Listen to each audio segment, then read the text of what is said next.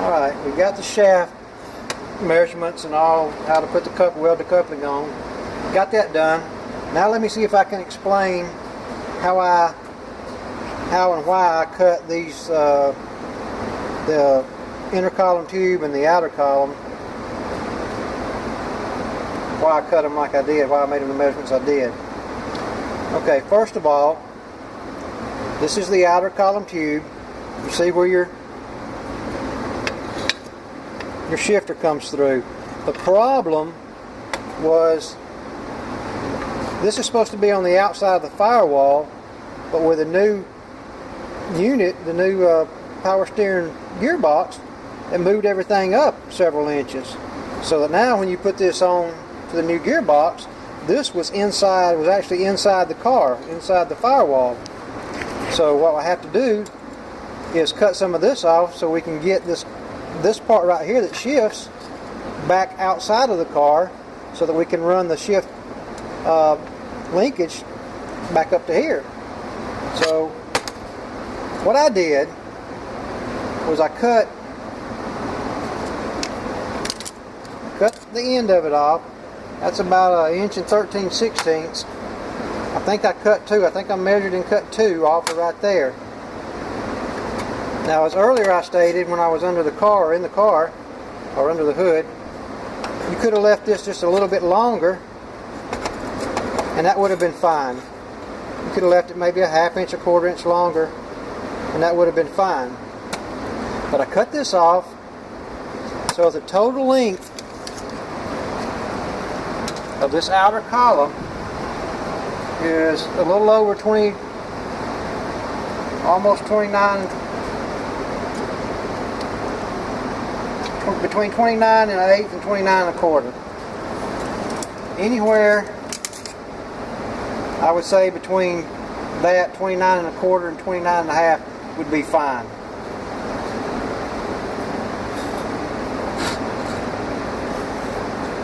But it's still going to be too long. I found out that it's still too long.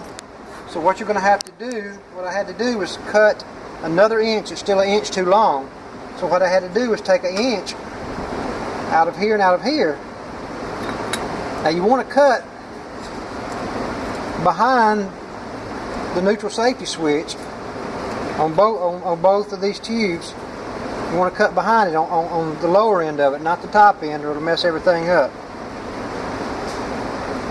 You need to cut 1 inch out of each one. You can cut it with a chop saw, you can cut it with a tubing cutters or whatever you have. You just need to get it straight, because when you weld it back, everything needs to be exactly straight. Doesn't need to be any bent places or anything like that. It needs to be straight and true. Also, when you go to weld it back out, once you've cut your inch out, you go to weld it back up, and you got these reference points right here. Make you some marks or something so that you know exactly how that tube goes back on, because the shifting slot right here has to be perfectly aligned to where, in the right place for it to shift and get in the right gear and show on the dial what gear you're in. So I came back here and I cut 1 inch out of it. I made some lining marks. I drew some new ones on here just so you can see what I did. Draw some lines on there, so when you cut this inch out, this inch out, you can push this back up and you'll know exactly where this pipe has to go back and attach to this one. Same with this one, the same exact thing with this one. Like I say, make sure you got them true. Now this one right here ends up being between 29 1/2, 29 1/4, 29 1/2 would be fine. This inner tube, mine ended up being 28 1/4. I did cut a little bit off of this. I don't know if that was necessary or not. I cut just a little bit out because it was protruding out, and I thought it might hit the new gearbox. It might have, it might not. I don't know, but it seems to work fine like it is at 28 1/4 inches.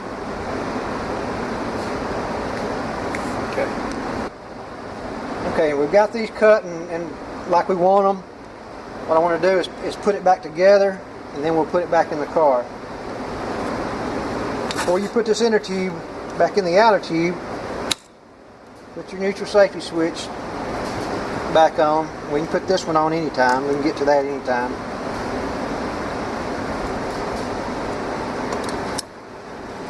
spring has to go on the end of this, on the lower end of this inner tube.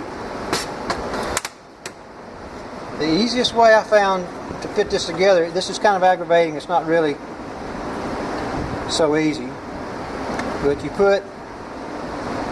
see this slot right here on this steering collar, put the inner tube into that slot and it pops into place.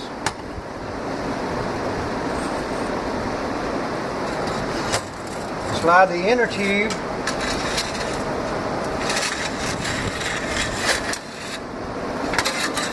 into the outer tube.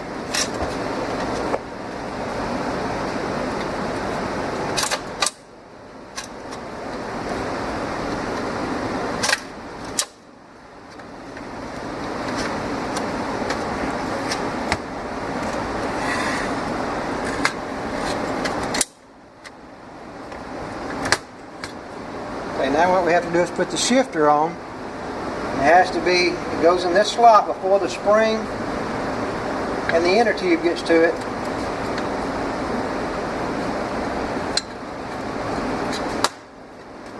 Push that back a little bit. Push this in here. Now you gotta fish around to find out where that slot is.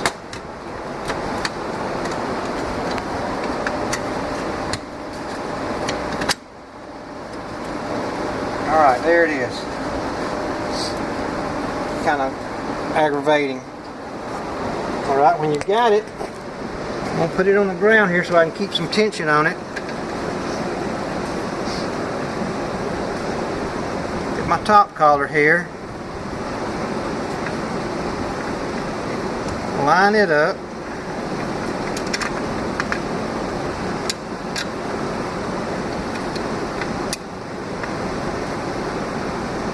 Push it down on there.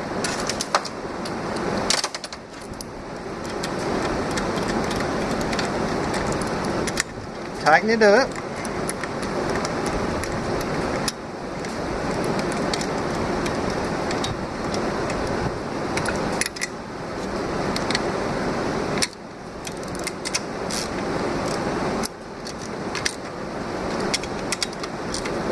All right. There you have it. As you can see, you move the shift collar. The shifter down here moves too. This goes in here like that. It turns just like that.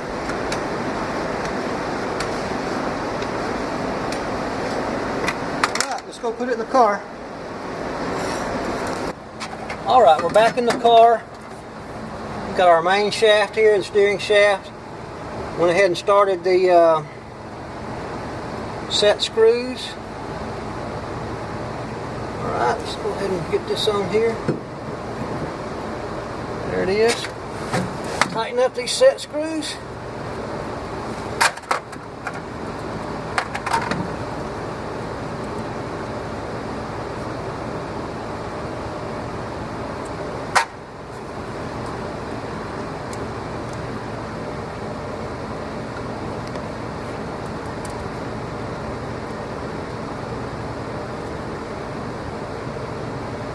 Okay, I didn't put any Loctiter on there because I'm going to have to take this column back out and repaint it and get it like I want it.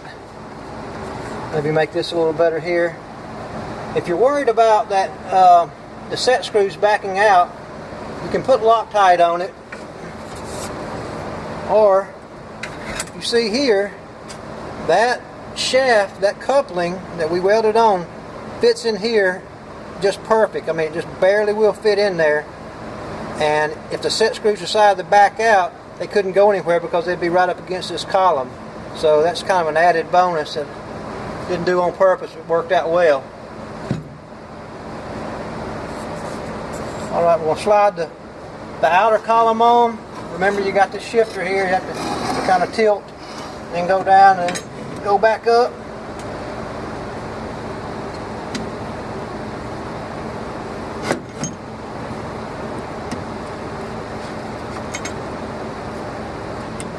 Alright, now we'll put the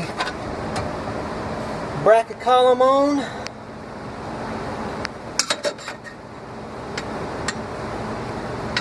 Sometimes this can be an adventure too, especially when you put it on upside down.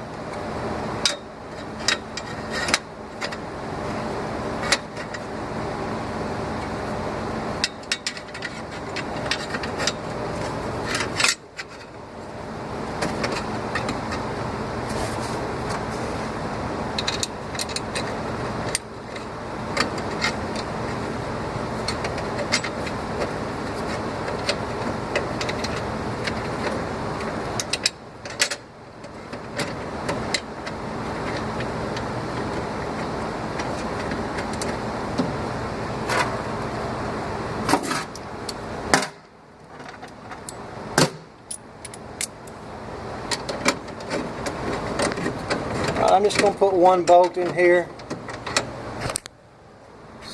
Sorry, I hit the camera.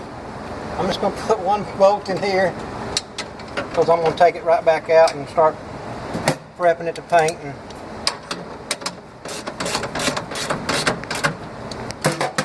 Okay, that's in. That's snugged up.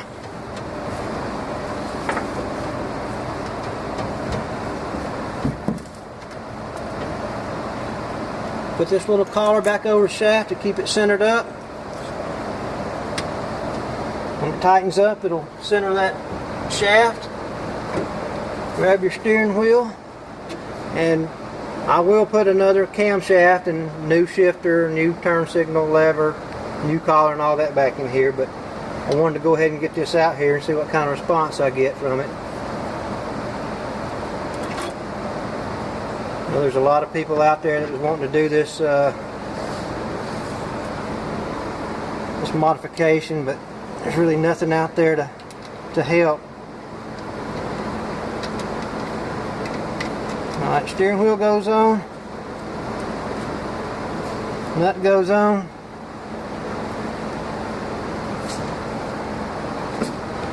shifter collar.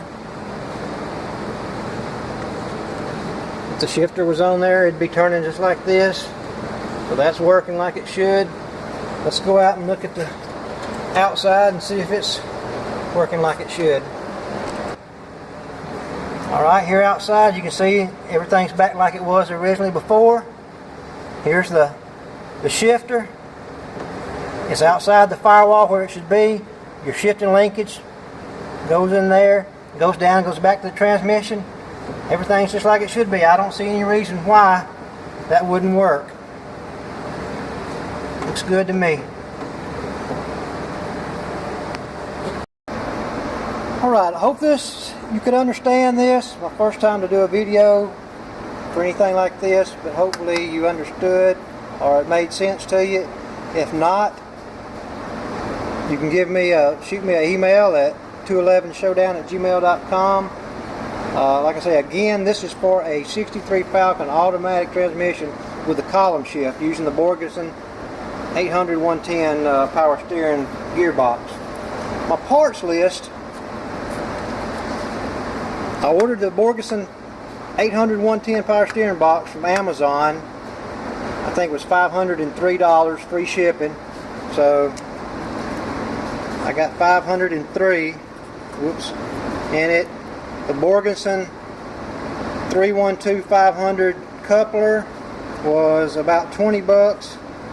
I think $5 shipping, so another $5 for that. I had the tap and had the drill bit. The lock set screws cost me about $2, so it looks like I got a total of $530 in it. So if you have any questions or need something explained more, feel free to give me an email. Hope this helps. Thanks a lot.